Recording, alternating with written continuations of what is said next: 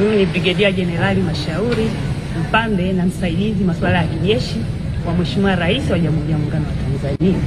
Mheshimiwa Spika, nimeelekezwa na Mheshimiwa Rais Dr. Samia Suluhu Hassan na Amiri Jeshi Mkuu wa Jamhuri ya Muungano wa Tanzania kuwasilisha ujumbe maalum kwako. Kwa heshima na taadhima, naomba nikukabidhi.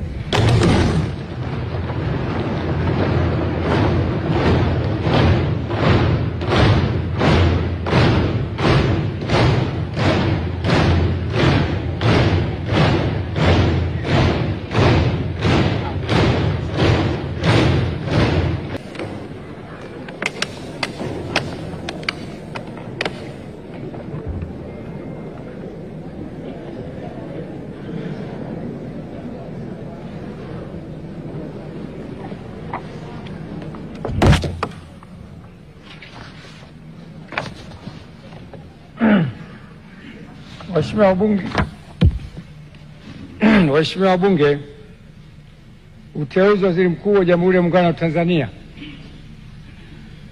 Mheshimiwa Spika, kwa mujibu wa Katiba ya Jamhuri ya Muungano wa Tanzania ibara ya 51 kifungu kidogo cha pili, Rais wa Jamhuri ya Muungano wa Tanzania baada ya kushika madaraka yake ndani ya siku 14 atamteua mbunge wa kuchaguliwa kutoka katika jimbo la uchaguzi anatokana na chama cha siasa chenye wabunge wengi zaidi, au kama hakuna chama cha siasa chenye wabunge wengi zaidi, basi atateuliwa anaelekea kuungwa mkono na wabunge wengi kwa Waziri Mkuu wa Jamhuri ya Muungano wa Tanzania.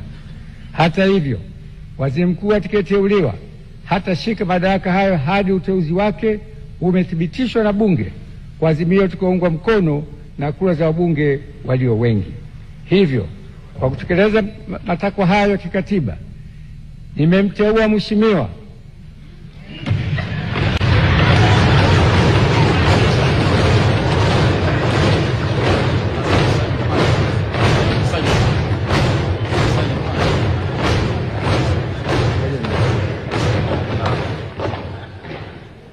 Daktari Mwigulu Lameck Nchemba